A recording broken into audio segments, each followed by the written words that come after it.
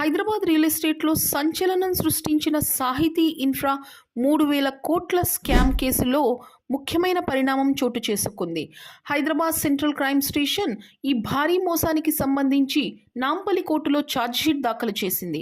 దర్యాప్తు ప్రకారం సాహితీ ఇన్ఫ్రా సంస్థ సంగారెడ్డి జిల్లా అమీన్పూర్ ప్రాంతంలో హైరైజ్ ప్రాజెక్టుల పేరుతో ఇన్వెస్టర్లను ఆకర్షించింది.